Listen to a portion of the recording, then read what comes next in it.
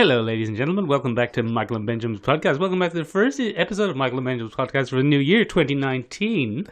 I am the Michael of Michael and Benjamin's podcast, and I am joined by the man who was recently voted the most influential dyspraxic in podcasting by the Dyspraxic Society of Ireland. It's Ben. Hello, I am the only influential dyspraxic podcaster now. That's definitely not true. Nah, that's probably else. There are other noted dyspraxics, such as Daniel Radcliffe, Florence from Florence and the Machine. Oh. And I'm sure they probably get more influential things, even though they're not Irish. Yeah, or podcasters. Daniel Radcliffe's been on a podcast, I'm sure. Yeah, but that doesn't count. Oh. Ben, it's 2019 and we're back. We took a break, and when we took a break, everything happened. Everything happened. It was a mountainous week of pop culture happenings. So this episode is really, the best way to look at this is a kind of panicky scramble for two people to catch up with stuff. The two of us have just been sitting down this morning being like, oh, that's the trailer we have to do. Oh, God. What are we going to do? Let's talk about that thing. How are we going to fit in the topic? Why don't we pick a topic? Look, Ben, we are not going to get any of these things done until after you do the theme music. Theme music for the podcast. We don't actually have any theme music,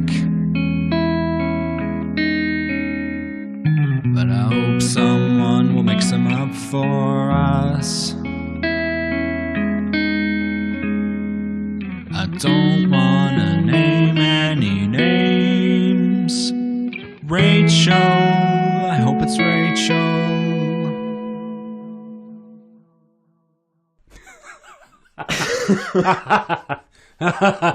Oh, 2019. Benjamin, there have been a lot of trailers. Benjamin, people enjoyed our Spider-Man Let's Play. They seem to. Yeah. Seem to be into it. Certainly more than we enjoyed it. Yeah, it was quite a frustrating experience for us. I've got grey hair now. Yeah, very Michael. good. Oh, really? Yeah, it's coming in over here. Oh, yeah, in the sides. Bit of a salt and pepper, a bit of a Mr. Fantastic sort of thing. Yeah, a bit of Mr. Fantastic thing. Just waiting for my body parts to stretch. Oh. Ben, speaking of stretchy characters, Marvel have a character called Miss Marvel, and she is inspired by her favourite superhero, Captain Marvel, who has a trailer this week. That was not clunky at all. That was smooth as butter. Yeah, so we got another Brie Larson Captain Marvel trailer. Mm-hmm. Bit smug. Bit smug to my mind, Look, Michael. Ben, is it smug because it's a lady? Because Robert Downey Jr. could not be any smugger, and we all love him. Fair point. Is it that we find a smug lady hard to deal with? Well, I am a noted misogynist. You are noted. I am actually Ireland's most influential misogynist dyspraxic. Yeah, that is an actual trophy I have at home. It's just my body with a penis put where my head is. I thought it was a little statue of you trying to push a woman, but then missing and falling. That would be a more accurate dyspraxic. Yeah.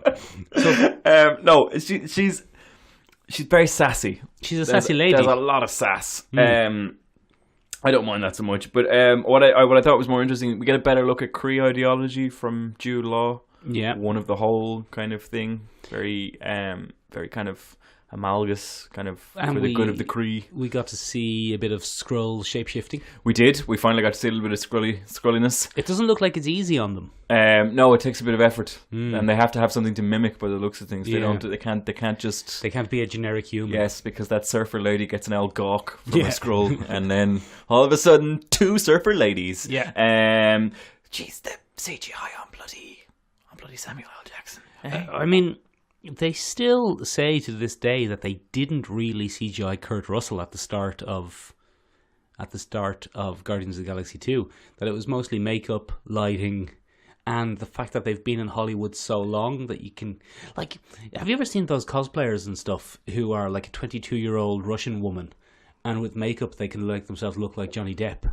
Yes. Like, makeup has really powerful transformative powers. Fair enough. But I'm not saying there isn't CGI, obviously. No, I was hoping there was, because the other CGI looks a bit clunky. Look, it's not done. It's not finished. You're right. I'm jumping a gun. Well, you aren't, because Marvel, Ben, they're not famous for silky smooth CG. Like even after 22 Iron Man films, it still looked like Robert Downey Jr.'s head is floating on top of a. It does occasionally. Right? Yeah, on a stick. I mean, even Bruce Banner in the Hulkbuster in Infinity War, the biggest movie of all time, looked a little bit head on a not stick. there. Yeah. I think one of the things I didn't realize about Captain Marvel at all is she gets a massive backlash. People are not happy with that comic book. In the whole comics gate, it's a woman. And I came across an interesting thing. Is like someone mentioned, and I spent the week, Michael, and my YouTube suggestions have been forever changed by it because I spent the week investigating Comicsgate. No, that's not good. And I've now started getting suggestions in my feed as well. Why Captain Marvel is cancer for the Marvel comic book universe. Oh God. Why I don't want a woman as my... The end of the Marvel universe started in the 70s when Captain Marvel was replaced. And I was just like, I hope no one ever looks at my YouTube suggestions. They're going to think I'm a terrible person. Yeah. But I think one of the major things is that the argument from that end of things is, are we being force-fed Captain Marvel? Because she's now kind of the figurehead for all Marvel. I mean, things. come on out of it, lads. Yeah. Come on out of it. It's just marketing. It's like saying, were we force-fed Doctor Strange? Were we force-fed Black Panther? You just took my argument and ran with it. No, it's a good thing because we're on the same side, Michael, so it's totally fine. But it still looks good. I am just a little bit worried about a Deus Ex Machina. If she swoops in and just fixes everything. I don't think so. I think we give them a bit of credit. That things have generally been pretty good. The Russo brothers are pretty solid guys. But Ben, speaking of things which aren't usually pretty good, Netflix, Punisher, season 2. Punisher was good, but Punisher Netflix isn't always very good. Netflix, when it comes to those franchises, is not a good egg. Punisher season 2 is out. Yep, Punisher season 2. Punisher gets a daughter. Yeah, Punisher gets a daughter. Punisher learns to love. One, not 3 men and a baby. One Punisher and a lady. One Punisher and a lady. There's only one Punisher that we know of. Yeah. Except Rachel Alves.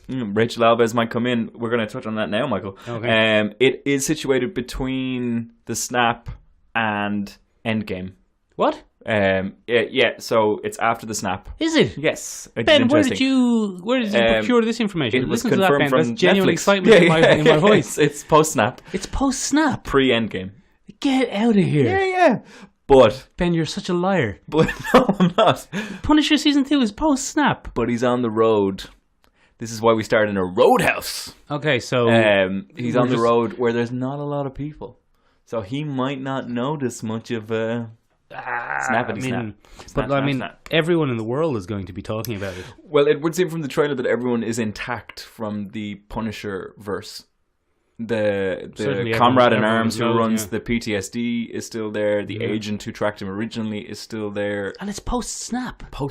Get out of here. I'll believe that when I see it. Yeah, well, look, there you go. They've bottled Jigsaw's face. They've just given up on making him Jigsaw from the comics. He gets a mask. He has a mild bit of scarring. Yeah, but I mean, Jigsaw is disfigured. And also, Frank Castle at the end of season 1 does a bit of damage. Ben, did you see... noted internet Instagram superstar Boss Logic's version? No. He did a version with real scars and it's much better. Oh. Yeah. I'd like to see. I don't know whether Punisher's going to go back and get a second helping of face smashing and really do some work. But Jigsaw apparently is a bit more metaphorical. Apparently he has lost much of his memory. Yeah. And it is now a Jigsaw he's trying to put back together. Yeah. The daughter that you mentioned earlier is Amy Bendix, a reference to a character from the early 90s. She was a 4-issue runaway of comics that the Punisher saved. She may become an amalgam of Rachel Alves and become the Lady Punisher. She might. Lady Punish. Although she won't because... Well, I mean, Netflix is just going to dump this one. Cancel it, yeah. Anyway, the hyper-violence is back. We've both taken a drink at the same time and left a bit of a dead silence. That's a shame. Welcome back to Two Men Drinking. You go ahead there and I'll just keep random chatting and now I'll go. Oh man, seamless. But it looks like we're going to have classic Punisher violence. They don't hold back in that trailer. No, pretty violent. Yeah, I'm looking forward to it. He has the suit. He's fully embracing the logo. It did look a little bit more superhero-y than the first season. There's a touch of stepping up. Yeah, I like it. It's a good progression for the character. We need it. Yeah. We need it. Any bad news, Ben? Unfortunately, Michael, you're segueing like a champion. The unfortunate bad news this week is Ron Smith died. Ron Smith probably isn't that well known to many people, but during the 70s, during the 80s and 90s, there were 4 kind of key artists who drew Judge Dredd for 2000 AD, and Ron Smith was one of them. He passed away at 94 this Ben, week. as we say, good innings. Good innings. Yeah, 94 is not exactly a life cut short in its prime. No. Also, on top of that, Young Justice is back. Is that bad news? It's good. Well, I think from a storytelling point of view, it's very good news. From an animation point, maybe the budget took a bit of a knock. Oh, no. They don't have that Cartoon Network money, I guess. But it's still very good. They have the original team back, so all the designs are solid. I'll do a more in-depth review of that another time, because we've got a lot to cover today, Michael. And I'm guessing you haven't seen it all. And No, I've seen all 3 episodes of the new season. But I haven't seen the end of it because it's not out yet. They're doing it episode by episode. It's not a Netflix dump. Right. Like a poo. Sorry, I don't mean as in a fecal excretion. I mean as in a big smelly poo. Well, what else are we talking about this week? What else are we talking about? Benjamin. Yes. I saw Bumblebee. Oh. Yeah, I saw it the other day with my lady. Ben, I tell you what though, Ben. First of all, it's quite good. Oh. Yeah. Pleasantly surprised. And has been described as a studio as solidly profitable. It's weird that that's what they choose to focus on. Yeah, well, look, I think what people were worried about was it was the first good Transformers film, but it might have been too late. Because they were already going downhill, because the last 2 hadn't been as successful as the ones before them, and people hated them, and they were bags of Mickeys. But this one is quite good as a film. Not amazing as a film. Sure. My own lovely lady loved it. Oh, okay. She kept screaming in the cinema and slightly embarrassing us, going, "Oh no, Bumblebee!" Oh. Every time someone shot him with a harpoon. Sorry. Spike. Sorry, listeners. Sorry about your ear bulbs. That's my job. I'm here to burst listeners' eardrums. Yeah, that's my gig. But yeah, it was a solidly good film. Hayley Steinfeld is in it. She plays Megan Fox, but not even a single exploitative shot. Not even one. Not even a single one. I don't think you can exploit Hayley Steinfeld. Oh, you definitely can. She's a bit too young looking to be exploited She's wholly. 23. But she doesn't look 23. What age is she playing in the film? Yeah, but Ben, you're talking about what age is she playing in the film? She's playing 18 in the film. Nice. But you're talking about a film series which had a previous lead female character be 16, going out with a 17-year-old who then kept a piece of paper in his pocket to prove that it wasn't statutory rape. Oh yeah, Michael Bay. Yeah, remember? Michael Bay. That was Oh, that was so weird. So, you know what I'm saying? I'm gonna have to. It's a real step forward. The characters. Good job, them. I know. There's a scene set on Cybertron, which is like porn for Transformers fans. It's the best thing that's ever been filmed. The Transformers are generally kind of almost characters. Had they been redesigned a little bit? Oh, completely. Here and there. It's if not for one slightly disappointing scene at the end, it would be a complete reboot. Nice. Yeah. Sam Witwicky doesn't turn up, does he? No. Oh, I'll do a spoiler because it's been out a few weeks. At the end, Bumblebee scans the 1970s Camaro car and transforms into that. And that's the car that Sam Witwicky inherits or buys or whatever he does in the first one. Now, it doesn't make any sense because in the 5th or 6th Transformers, it's revealed that Bumblebee has been on Earth since World War One. Oh. And so, I mean, the timelines don't work together. So they've kind of X-mened it. Since World War One. It's stupid, Ben. It's stupid. The Transformers series is stupid. There weren't even that many cars. He was a tank thing. He was an armoured personnel character. Get the fuck out of here. Yeah, get out of here, Michael Bay. Well, he did get out of here. Yeah, he did. Thank Christ for that. But it's a good film. It's a kind of E.T. Iron Giant young person with issues finds a thing and bonds with it. But it's good. When the robots are fighting, you can tell them apart. A robot. Yeah, when a robot turns into a car, you can tell what car that robot will turn into by looking at the bits on the robot. That's to me, in terms of design and character design, that's a real step forward. Yeah. As opposed to this could be anything. I think really honestly speaking, there are 7 or 8 robots in it. Okay. That's all. That's okay though. Yeah. You don't have to overstuff your robots. No, yeah. It's good though. Benjamin, did you see a Bandersnatch? I didn't see it, I'm afraid. I do know it's been out and significant for a number of reasons. I watched it. It was all right. Did you watch it on your laptop or did you watch it? I watched it on my desktop PC. Did you choose your own adventure? I did choose my own adventure. Yes. like every Choose Your Own Adventure, Ben, many of the endings were quite unsatisfying. I remember distinctly when I was about 12. Let's take a guess at what year that was. You're a real bad egg. 2000 and... Oh, God. 2004? Do you want to 2004? Was it? Was it 2004? 1991? No, 2003. All right, that's close enough, Yeah, well, anyway, my aunt bought me a large collection of Choose Your Own Adventure books. Yes, they're very where good. you spin the pages for a dice roll, and you chose a dice, and then you moved to that thing in the thing. Hated them. Oh, really? I love being able to good just narrative. Well, I don't want to choose my own adventure. I don't care much for my own adventures. That's why I read other people's books. That's why you have a podcast, That's not why. a bloody travelogue. Yeah. I'm not out there making YouTube content with blue water. It's not my Okay, fair enough. not my thing. But anyway, good, bad. Yeah, it suffers from being a Choose Your Own Adventure. It suffers from... Michael forgot to go to the toilet before the podcast. I did. There and had a moment. I actually do need to go to the toilet. Okay, are we pausing the podcast? No, we'll be all right. I'll just hold it in. You might hear a fart. Okay.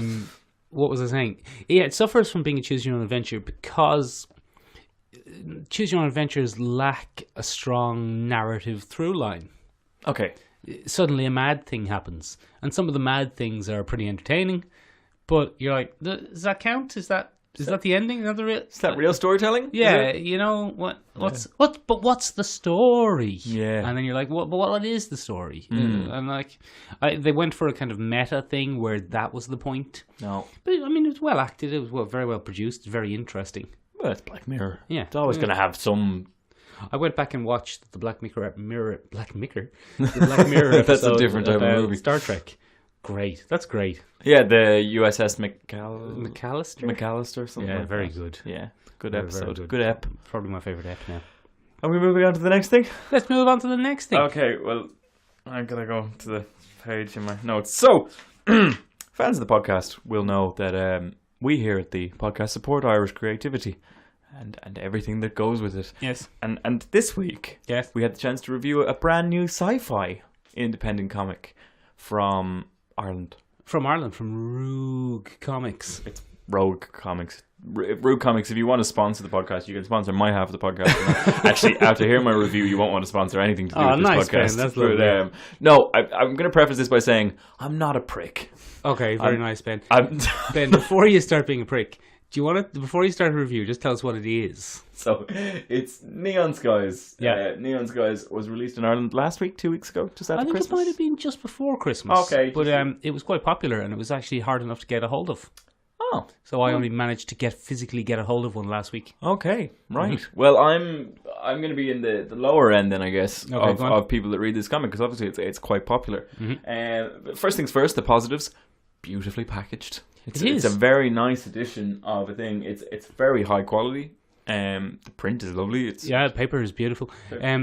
Personally speaking, Ben, I'm not a huge fan of hardback comics. I prefer a softback comic because it just fits more into my shelf. Yes, you do have your comic collection is coming along nicely. Thank you. Over here. But yeah, I do prefer it. But I mean, the thing about a hardback is they're harder to store. They're more expensive. But look, Ben, that's niggles about the comic book industry. Yeah, that's not talking about the that's comic not about itself. the review. So this is going to make me come off as a real bad egg. Right, go on. And I'm just going to embrace it.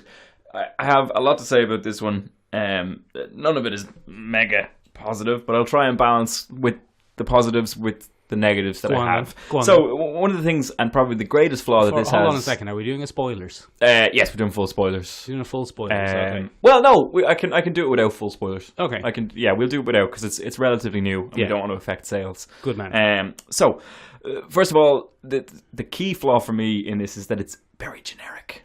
Right. Yeah. It is to independent Irish comics what Star Wars is to the sci-fi genre, where it's just... Well, that is the greatest compliment you could give a thing. It's not really, because Star Wars isn't really sci-fi, it's fantasy hiding as sci-fi. So you've got your wise old man, you've got your call to action, you have all that. We have that here. I detest the Chosen One plot. the special person thing, and this comic leans into that wholeheartedly. So that kind of ticked me off. That was one of your favorite things about Blade Runner 2049. Yes, it's a complete inversion of the special chosen one plot, and I adored it for that. We seem to be in the minority of people who thought that Blade Runner 2049 is an excellent sci-fi film. I thought it was an excellent sci-fi film. I did fall asleep for 15 minutes in the middle of it, though. I think that might have been something else, though. Anyway, as you go through the story, you'll find a great deal of characters shoehorned in here and there. There's a wise old man that can do magic here and there for some reason. Is it magic or science magic? Well, we're going to get to that a little bit later in the review. Even the art style is there's a little bit of Steve Dillaning going on here. Give it over to me. In that quite a few faces are the same. What differentiates people is their eye color. They have neon eye colors and things like that. I should give a little bit more about the plot as a general overview. This is set in a dystopian future where people choose to augment themselves with cybernetics to be part of the whole. Right. And so any active individuality is kind of, an FU to the evil Steve Jobs style, Steve Jobs, Mark Zuckerberg amalgam that is the villain. Steve Joggerberg. Steve Joggerberg. So Joggerberg wants to push humanity to its next phase of evolution through technology. Right. He sounds all right. Yeah, he's a real bad egg. He's very over the top, very silly. You've read him a million times. There's nothing fantastically individual about him. He has an evil henchman that's pretty much Darth Vader. Look, Ben, I actually like this comic. That's fine. You can have at me. I will in a minute. But okay. I will agree that his henchman is pretty much Darth Vader. Yeah, it's just Darth Vader. There are some derivative things, and the most derivative thing is that his henchman is pretty much Darth Vader. One of the things that I really didn't like about the comic that is very easily fixed is it's too condensed. This should be 3 trade paperbacks. Disagree. No, it needed more spacing. It was shoehorned together, rammed together at a rapid pace. There's no character development because of that. A lot of exposition, just mountains of exposition. But that's not necessarily his fault, I suppose. The writer's fault. Once you get an opportunity to produce an Irish comic, you just go for it, and that's fine. Well, it very much has the narrative structure of a movie. Yes, absolutely, but it doesn't suit this amount of information. He really wants to world build, and I commend that. He really wants to kind of build a stronger narrative, but doing it all in one comic does not help that. The other thing, Michael, and the most important thing about this review is it's not meant for me. This was never going to be my type of comic because it is very heavily 90s influenced. Go on. The character design is straight out of the 90s. The evil villains have long, extendable claws things. Like Deathstrike. Big old eyes. This is leaf-fielded. Fuck. And that's fine. That's making a huge comeback. It's not for me. A lot of people have loved this comic. I just can't get behind it. What I will say, what I enjoyed was, as you mentioned earlier, there's a little bit of hint at magic, and there's a famous Arthur C. Clarke quote, which is sufficiently advanced technology. That's not Arthur C. Clarke. That was Thor. No. Thor said that. No, he didn't. He did. Sufficiently advanced technology is indistinguishable from magic. Right. So there is a nice philosophy running through a lot of this of a future where people have chosen to augment themselves. I think that's not an illogical jump in things. So I enjoyed the overall idea of this comic. I just thought the execution was a bit poor. But as I said, I'm a pedant, so, whatever. I thought, Ben, that visually, I quite like it visually. Oh, no, the colours and the action. Is spectacular. The colour and the action, as a visual storytelling thing, it's excellent. Yeah. And this person really knows how to draw a comic, and there's no gaps. The panel layouts are interesting. The colour is fantastic. The colour is amazing. And what I thought was more interesting about the colour is it's well balanced. This is someone who understands values and how to substitute regular colours for neon colours without making it an eyesore. There's a lot of balance in these pieces. So visually speaking, very, very solid. I have to say as well, I disagree about the faces. As you know, Ben, I often find it hard to follow comics. You do. If I can't tell who's who. It's your kryptonite. And I didn't really have any who's who issues with this. Oh, okay. I found it pretty easy to follow, and I thought it was good that the mother and daughter characters looked alike. It makes sense. It would be a mother-daughter thing. okay, the villain is a kind of, what were we calling him there? Jobberberg. Jobberberg. He is a bit of a generic Jobberberg. But, he's visually distinct. Like, you can stick him on the back cover there and you know who he is immediately. Yeah, fair enough. Anyway, yeah. There you go.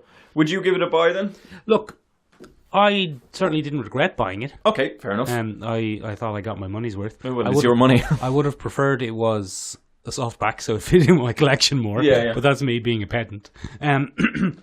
I found the plot was, like you said, it was pretty by the numbers. By the numbers. And the characters were a bit by the numbers as well. Yeah. But I thought it made up for it with visual interest. It does have a lot of visual interest. Visual interest. As an art piece, solid buy it from me. As a storytelling, solid comic book from me, no, I can't give it that. But then again, I'm into tropes, Michael. You love a trope. I'm an awful tosser. Full of tropes. For trope. I love a European comic. I'm just a snob. I'm not the man for reviews, Michael. Should buy it. Support Irish comic books. Yeah. Just go out and do it. We need more. Go out and buy it. Give Irish creativity a bit of a boost. Let's do a thing then. Yeah, okay, let's do a thing. We read other comics this week, Michael. We did. One of the interesting things that came out this week in terms of my comic book reading was opinion. The Man Without Fear, which it turns out is going to be a miniseries. I did not read this. I know this is a comic book featuring Daredevil. All right. I originally assumed that it was going to be the new Daredevil series. It is not. It's the prequel series to the new Daredevil series. The new Daredevil series will be written by Chip Zdarsky, who had a fantastic run on Peter Parker Spider-Man last year, and he's going to be taking over the Daredevil line. But this miniseries is very, very interesting. It is probably the first to suffer from the Al Ewing effect, or the Immortal Hulk domino effect. Oh. As we know, the Immortal Hulk is way more horror than the traditional Hulk has been for quite a while. Sometimes. And I think the same thing is happening here in this very interesting miniseries. Go on. We open on Matt Murdock lying in a hospital bed because at the end of the very, very long Daredevil run, I think it was something like 600 issues, he only goes and has an old death. I mean, it's not a real death. He ends up in a coma. But it was hailed as the death of Daredevil thing. And I think it's going to become a much more metaphorical death of Daredevil if this miniseries is anything to go by. Daredevil's always dying. No, but as in the psychological concept of Daredevil for Matt Murdock seems to be taking an L whooping. Okay. So throughout this issue, there's very strong horror influences. You can see it right from the cover. There's a bloody filled mask on the cover of the thing. It's made extra eerie. It's down on your computer table, I think. It's made extra eerie by the Stan Lee tribute issue because black pages. Just a bloody thing with a black bar and stuff like that. But it's excellent. Anyway, the primary focus of this comic is inside the coma. There's a kind of a psychological war going on. And Matt Murdock is being hunted by this very ragged version of his original costume. It's a skull. The red and it's a skeleton, wearing the red and yellow, and it's screaming at him consistently that you will acknowledge me. That's the true line of this thing. And we think that's Daredevil. We're led to believe at the beginning of this comic that's very much Daredevil, and he's being hunted by Daredevil. But then there's a second Daredevil that comes through every once in a while, and it's a huge kind of flesh and blood version of the Daredevil costume with large horns. Nice. I'm gesticulating wildly here. You can't see that. And pointing towards your nipples a lot. Yeah, well, flesh and blood. I wish you'd noticed. I got them done specially for the podcast. But this flesh and blood thing keeps tackling the rag and bone yellow version. Right. And saying pain, what's it? Oh, I have it written down here. Hang on 1 second. Podcast gold. What is pain for? That's his mantra. So as the issue rolls on, we see Matt Murdock in his various costumes. We see the guilt over his career as Daredevil, the women he has kind of let die. By the way, if you take anything from today's episode, the core should be never ever sleep with Daredevil. Yeah, don't. Oh my God, you are just going to end up dead. Yeah, it's the worst STD ever. Straight death. Just like, boom. And it's usually being stabbed by Bullseye. He's a real prick. He's a real bad egg. But we go through this, we see Matt in various situations, and he never shows fear. And that's very important. Yeah, that's very important to the whole arc of the thing. Eventually, this culminates in a huge battle between Flesh Daredevil and Rag and Bone Daredevil. Turn your mic down a bit because you started shouting. Oh, sorry. Sorry. I'll back up. Right. Apologies to any listeners who have had to deal with my... You're now deaf like Daredevil. Shouty voice. I'm very sorry. Go on. Anyway, what happens there is we see him in different costumes throughout his career. Oh, you're talking quieter now, even though I'm trying to adjust. I'm trying to adjust. God damn it. Do you see him in these different costumes? Yeah, different costumes, and he runs around. Anyway, by the end of it, it would seem that the Daredevil... It turns out that the Rag and Bone Daredevil is Matt Murdock. Oh. And he feels that Matt Murdock has sacrificed everything about being human in favour of being the man without fear. Right. And we don't understand why he doesn't fear things anymore. And I think the central question is, why do we fear things? Is there a reason? Is there a good thing behind fear? I don't know, Ben. I'd be the wrong person to ask because I don't fear anything. Yeah, I think that's the philosophy. You are the man without fear. Exactly, yeah. The pod without fear, that's Michael's side project. It's very interesting. But I thought, Michael, I enjoyed it very much. The horror elements were very nice. Very, very stirring psychological writing there. And it was nice to see a trip down memory lane. Michael, I don't know if you know this. Go on. But the first ever extended series of comics that I ever read when I was about 14 years old. When was that? 2 years after 2003, so that would have been 2005. Very good, yeah. Fucking smart ass. Was Daredevil, the Frank Miller run, because I used to collect. My brother and I used to buy or get from our parents. Yeah, your parents used to buy the Mighty World of Marvel. It was a Titan collector's edition with Daredevil and the Hulk. And they would reprint the old issues of Daredevil with the Hulk story, with the classic Hulk story, and you get them, and it was real fun. But that was the first ever kind of comic run, and I didn't realise I was reading the traditional Frank Miller kind of golden age run of Daredevil. And so I'm very connected to that character and that arc. So I decided for the podcast this week, unilaterally, that we were going to do the strange and convoluted publishing history of bloody Daredevil. Podcast gold. You tried to move away there, but it just... It's still destroyed. You okay? Yeah, I'm fine. It's still quieter than when you were shouting earlier. Yeah, but that's probably traditional. So Ben, what even is Daredevil? Daredevil. What's that little guy there that you've drawn in your notebook? You're gonna hear about this guy pretty soon. All right, let's get to it. So Daredevil, I think, is synonymous with a very moody kind of character, very, very moody, tragic, angry, angsty Netflix character. Bloody Netflixing, but that's not their fault. Netflix is just taken from the source material, baby. Yep. So we're gonna take a look at the history of him and see how that goes. So Daredevil was created in 1964 by Bill Everett and Stan Lee. Famously dead Stan Lee. But controversially, maybe Jack Kirby had a lot more to do with that character than people are willing to admit. Well, look, now's not the right time to talk about it. No, but anyway, it's just an interesting thing about that. He started out in that bloody yellow costume. I like it. And the joke was later that Matt Murdock can't see colour. Yeah. So he picked up material that he liked and put it together in a costume. But he can't see it. Yeah. He can't bloody see it. That actually makes perfect sense. Which makes a lot of sense when you think about it.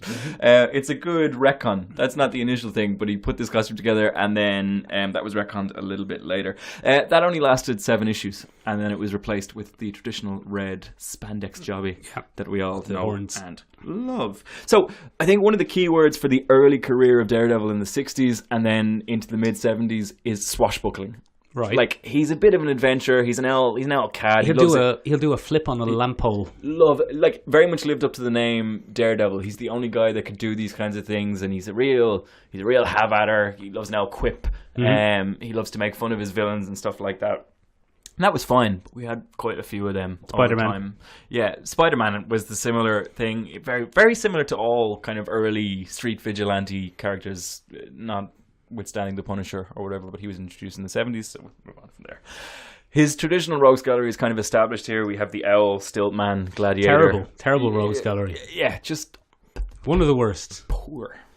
The man with legs. The man with a deformity. Big old long legs. Let's beat him up and make fun of him. Yeah. Moving on from there. Ben, if you had a kind of slightly creepy sexual relationship with him, you would call him Daddy Long Legs.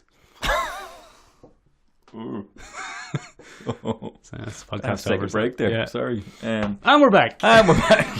Woo, caught my breath. So I think it's probably a better way to think of Daredevil in terms of writers, because what have really made his career so up and downy are the writers that took over. He's been at the receiving end of some very extreme personalities in comics, and they have shaped him massively. Frank Miller. So Frank Miller being the big guy. Kevin Smith. Marv Wolfman, Kevin Smith. Marv Wolfman, Ben, famous bit of information, not actually a wolfman.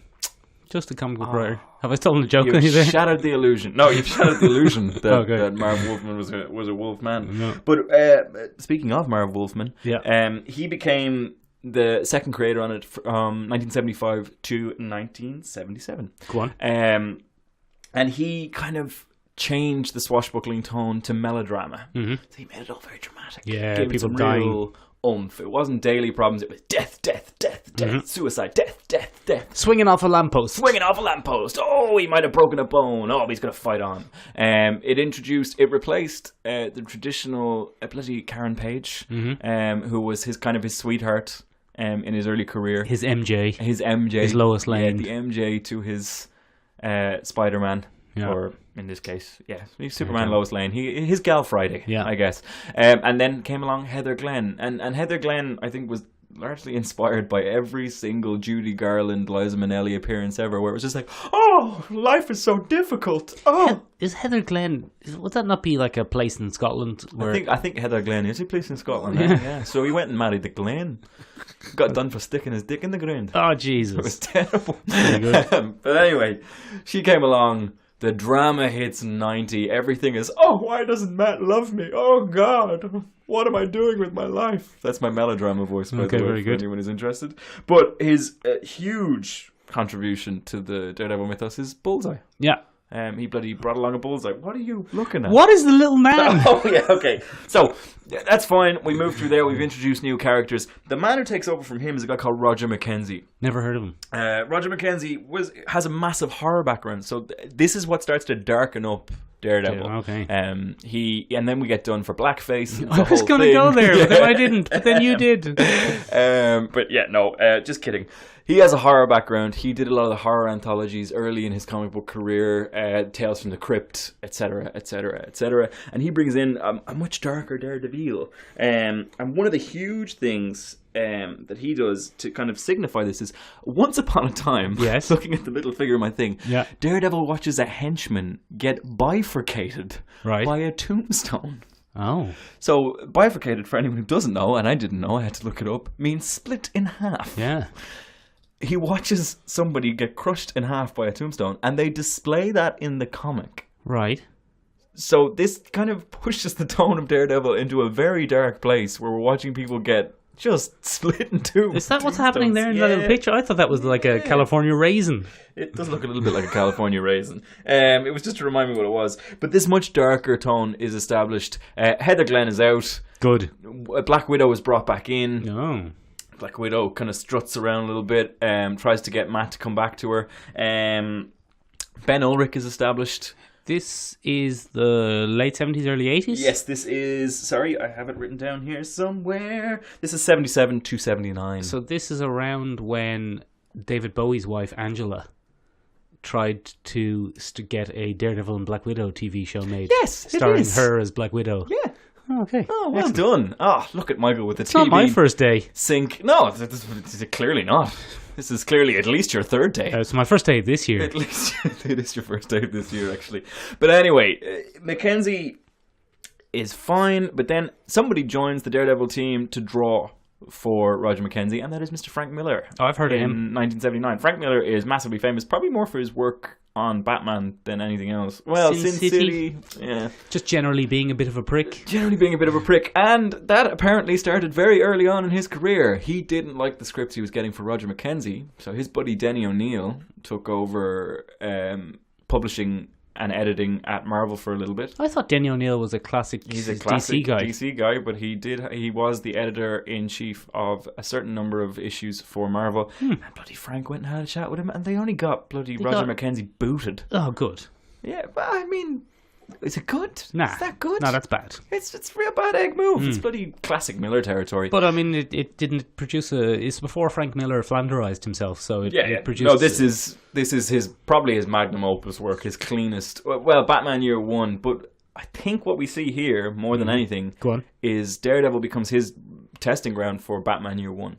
Interestingly, Ben, when I was watching a Daredevil thing the other day, which we'll get to in a few minutes, my lovely lady was listening in the background, and the character was describing Daredevil's struggles. Okay. And she shouted in, "Are you watching Batman or Daredevil?" That's an excellent point. Yeah, I would wholeheartedly maybe she agree should with do that. the podcast instead of me. She can do it instead of me if she wants. I'm just a bigot. I just bash people's creative efforts and blackface and all kinds of things. You're having a bad run today. Having a bad run today. Go on, talk more about Daredevil. Struggling. So he rewrites a lot of Daredevil's history. Frank Miller gets to take over the comic. And boy, do we get some classic grit, some classic. So one of the key things in the early Daredevil is how supportive his father was. Battling Jack Murdoch is just all about making sure Matt has a good life, tells Matt to study instead of fight, always looks after his son, has a lot of pride, doesn't agree to have a match fixed, all these things. But no, Frank Miller comes along and says, do you know what would be better? If he was a real abusive dickhead. Yeah. And so that's what he turns Battling Jack Murdoch into. He's an alcoholic abuser who beats the shit out of Matt's mum and forces her to run off to a convent at some point. Just dickery. Yeah. Sheer dickery. We have New York becomes very gritty and dark, kind of reflecting, I suppose, the actual 80s situation New York. in New York, Which is a classic Miller move. And probably the most significant contribution, and the one that has driven Daredevil Netflix season 1, is the Catholicism. That strong Catholic imagery, really, that's a Frank ideology. Miller thing, that's a Frank Miller push. That brought all that in. And then, of course, the Kingpin. He repurposes the classic Spider-Man villain for Daredevil. And the Kingpin comes in and becomes that becomes his defining relationship, I suppose, especially in terms of Netflixism. Yeah. That becomes his whole thing. A lot of the villains get rewrites. The Owl changes from a goofy kind of Owl man to a mob boss. Real son of a bitch. Which again Netflix takes. The Gladiator changes from kind of a swashbuckling villain to a guy with serious mental health issues that does a lot of things. He popped up briefly in the Netflix series as the costume maker. That's he the was Gladiator. In both series, wasn't he? He's the Gladiator character. He had Stick in the Hand. That's probably his big. Elektra, Stick, and the Hand are all Frank Miller. Classic. Without Frank Miller, you would probably not have any of those traditional Daredevil tropes. And I think those are probably the things that most people associate him with, especially Elektra and Stick. They're just two big characters. They could not have done a better job of casting Stick in the Netflix. Scott Glenn. One. Famously dead. Great move. Famously dead Scott Glenn, but great move. Yeah, very good. And then the other thing is, I suppose his biggest contribution was the Born Again run that he did for Netflix a couple of years later. Which was Netflix. Or sorry, not Netflix, Marvel. Which was kind of somewhat, but not really adapted into season 3 of Daredevil. Yeah, the broken Daredevil is pretty much how that works, where he forsakes other things in favour of just being a vigilante out to get people. And then he comes back and does a mini-series called The Man Without Fear from 93 to 94, and it's just Batman Year One. It's just... But it's Daredevil. It's Daredevil. There's a tracksuit training scene. There's a bloody sexy Selena Kyle analogue in Elektra, where she just runs around New York and gets herself into... She's kind of a... Sexy scrapes. Now, this is not my term, but it's a term that I saw used. She's a danger slut. Jesus Christ, Ben. It's a shocking term. But it's a woman who specifically puts herself in dangerous situations to get a thrill. Ugh. Or we could just call her an adrenaline junkie. Yeah, there's a word for that already. A sordid adrenaline junkie. So she goes around alleyways wearing scandalous outfits. His contribution to her costume is not the traditional red thing. She's just wearing underwear and a bra in jet black. Good. And I like the sound of this. She goes around New York. She goes around New York in a fur coat. And when she finds someone who's like, "Hey, sweetie, come here and let me..." She does a flash on them and then does a fight. She drops the old clothing. Perfect. And she gets a little grabbed, and then she kicks the living shit out of him. And that's her whole thing. But without Frank Miller wouldn't have made it. But then, good old Kevin Smith gets his hands on him, and we go full 90s, and he gets pouches and armor and he's a crime boss and ninjas. Boy. It's rough. And then that just starts his downward trajectory into this kind of laughable, unadaptable character in the comic books, at least. Shadowland comes shortly after that. And Shadowland, he becomes possessed by a demon and decides to take control of Hell's Kitchen. And what he becomes is a pastiche, because he'd been getting this darker tone consistently since the 60s. And then we just went full throttle. He's like, oh, I'm possessed by a demon. I'm possessed by a demon, I'm evil, and I've got armor. Yeah, and I've got armor. He gets longer horns, because that's what the character needed. But he becomes a very mockable character, I suppose. But and then we went all the way back to the 60s with Mark Waid's run, where he moves to San Francisco and gets all la-di-da. La-di-da. No, he's all quippy, charming. He reveals his identity. He reveals his identity, and he becomes a kind of detective for hire in San Francisco. It's a much lighter tone. It's a great run. I thoroughly recommend the Mark Waid Chris Samney run of Daredevil. But yeah, that's kind of his convoluted publishing history, and now this is returning us to his roots, where it's kind of slightly dark, but it also has glimmers of light. He's not pushing his friends away anymore. Foggy Nelson plays a huge part in the mini series. The man Does he swing on a lamppost? He'll bounce off a lamppost eventually, I think. Good. He's coming out of the coma in this new miniseries. So it's going to be focused on different characters in Hell's Kitchen, adapting to a world without Daredevil. But he's currently in the series Marvel Lights, and he's very much alive and up and running. Oh, he probably is. I mean, it's very hard to keep up. It's comics. Benjamin. Yeah. I did you a favour. Thanks. And I saved you from having to watch... Ben, do you remember more than a year ago we did an episode on Thor? Yeah. And on Thor, we watched The Incredible Hulk Returns. Yes. Which was a made-for-TV movie where The Incredible Hulk met Thor, but it was designed as a backdoor pilot. Nice. It was supposed to be a pilot for a Thor series that never materialized. Thanks God for that. The follow-up, Ben, was called The Trial of the Incredible Hulk, and that's a backdoor pilot for a Daredevil series that never happened. So it's a direct sequel to the Thor one. And Bruce Banner, he's gotten a job, but people keep pushing him into rivers and whatnot. And not Bruce Banner, David Banner. People keep pushing him. Again. Yeah, people keep pushing him and making him angry, and he's like, I have to go, I have to get out of here. So he goes to the city. Because that's not a stressful place at all. No, well, that's what someone says. Someone says, don't go to the city, it's bad. And he says, no, here's bad. I'm going to the city. Get out of my face. What a dope. So he goes to the city. And on his first bloody day in the city, Ben, is he only on the subway. And you're going to put what? The subway's a tiny box that travels at high speeds underground, which is notoriously packed. So he's on the subway on his first day in the city, and there's a lady on the subway who starts getting hassled by two thugs. Is it Electra? No. Oh. I've actually forgotten her name. Mendez. Hey, sweet Mendez, come over here and... Basically, yes.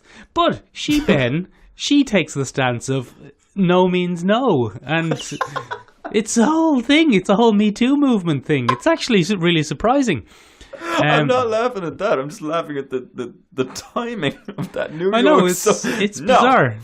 It was really weird when she's saying, don't we live in a world where a woman can say no? And I was like, 1989? These two men are not your target demographic for changing the hearts and minds of... The Hulk turns into the Hulk and he beats them up and the woman Is escapes. It Lou Ferrigno? Yeah. Oh, excellent. And Bill Bixby. Directed by Bill Bixby. So, it turns out, Ben, that these two thugs are connected with the Kingpin. But he's not called the Kingpin in this. He's only called Wilson Fisk. And he's played by John Rhys-Davies. The big guy. From Lord of the Rings. And Indiana Jones. And Sliders. Oh, no way. And good friends with my friend Jim. That's our connection. That's to nice. John Rhys-Davies. They bonded over fatherhood. Anyway. That's quite nice. Yeah. John Rhys-Davies is the Kingpin, but he's a real 80s Kingpin. Oh, nice. He has, like, shades that I think have TV monitors in them, so he's always monitoring things. Yes. He's actually pretty good as a Kingpin. But the two thugs are connected with the Kingpin, so this can't be allowed to stand. Oh, yeah. So Bill Bixby, David Banner, but that's not his name. He's a fake identity. Yeah. He's set up for the crime. Oh. The woman is kind of strong-armed into suggesting that he attacked her and the two men tried to save her. Contrived. So he gets a lawyer. Oh. And who do you think his lawyer is? It's only bloody... Does he have a visual impairment? He's a blind man. He's a blind man. Matt Murdock. Sure. And he knows karate. So, Excellent. Amazingly, considering the movie is called The Trial of the Incredible Hulk, there is no trial. Oh. The Hulk escaped from prison. Is it trial in the traditional sense in a difficult ordeal that one must overcome? No, I think it's just a marketing mix-up. Oh. There is a trial scene where the Hulk, where David Bruce Banner is being asked questions in trial, and people are like, answer the question, and then he hulks out and starts smashing up the thing. Stan Lee is in it. I think his first cameo. He's the foreman of the trial. But that whole thing turns out to be a dream sequence. A lot of people were bothered by that. Well, any kind of dream sequence is absolute bollocks. So at this point, it becomes a Daredevil movie. Okay. Not a Hulk movie. Sure. So it is a Daredevil movie, really. And they've got Daredevil pretty right, to be honest. Oh, that's good. They do his radar sense in the kind of shitty 80s way. Well, I mean, that's fine. That's not Ben Affleck then. We meet Turk. Oh, no way! Yeah, Turk is in it. That's quite cool. Yeah.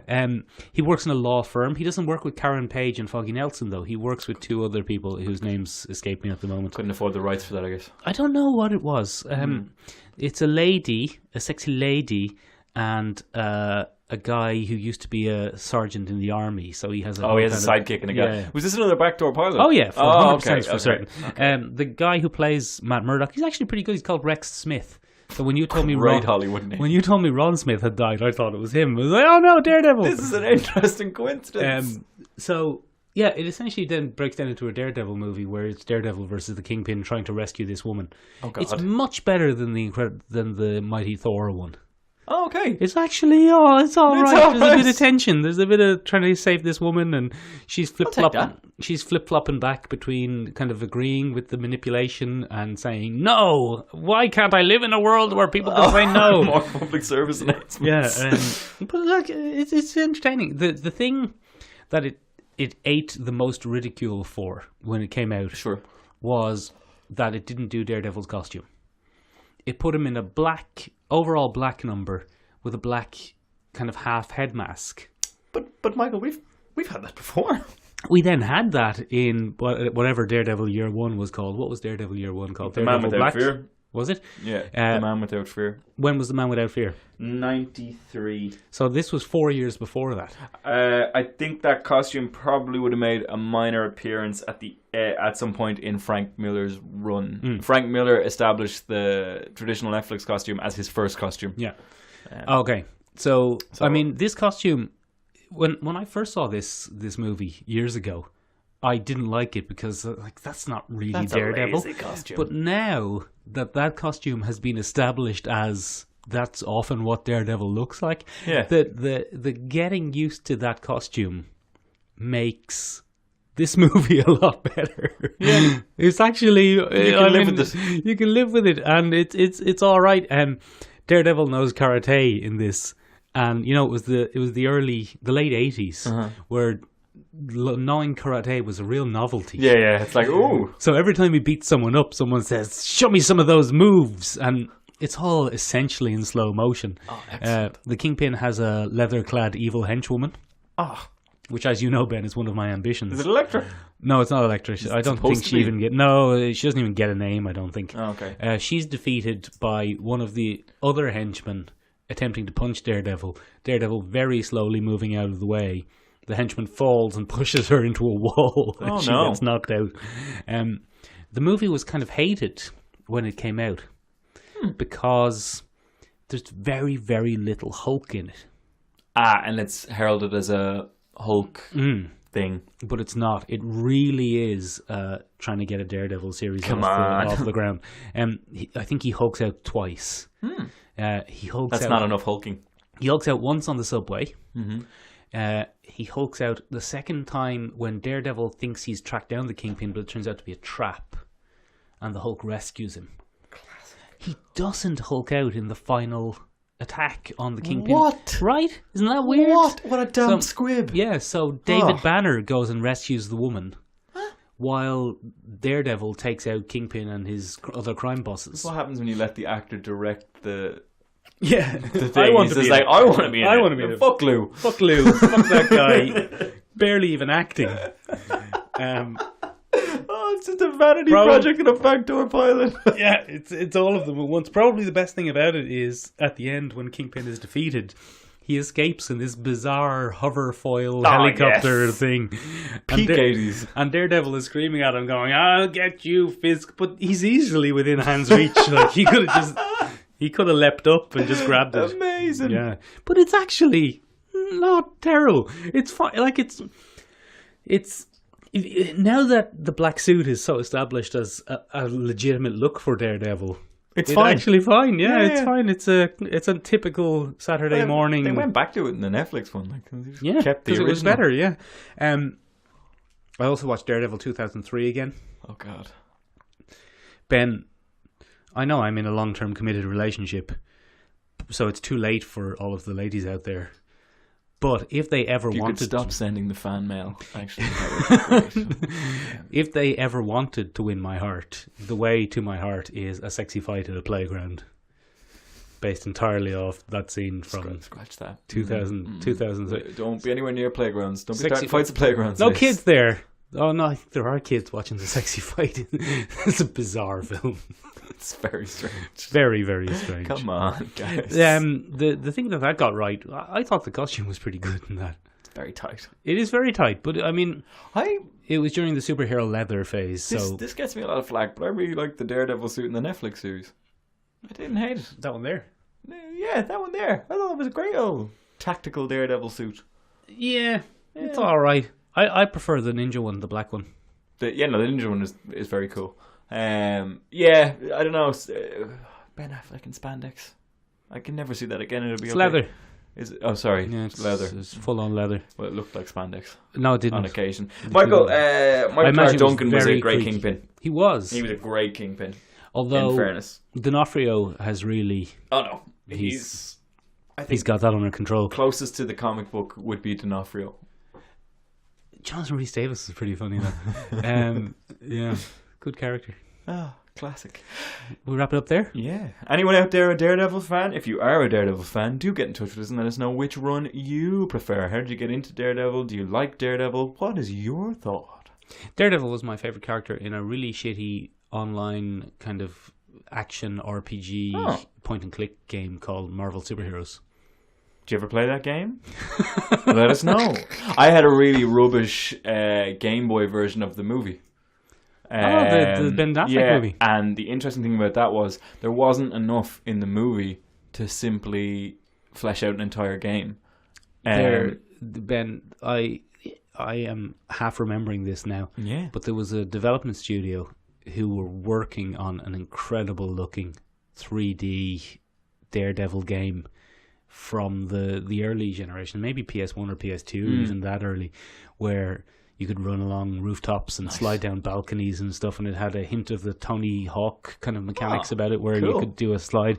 Never came to fruition though. There's a really interesting YouTube video on it, but I can't remember what it's about. Excellent. So we're going to men leave it there, half ladies and remembering gentlemen. Welcome to the new year. Happy New Year, everybody. We forgot to do that at the beginning. Let us know what you think. Do you have My a New favorite? Year's resolution, Ben, is to keep doing the podcast. Mine is to somehow get out of it. At some point. Somehow. I'm going to gnaw my own hand off and this chain is not going to hold me anymore. That's it from us, ladies and gentlemen. We're on Instagram, YouTube. You can get in touch with us. Leave us a review on iTunes as always. Bye. Bye.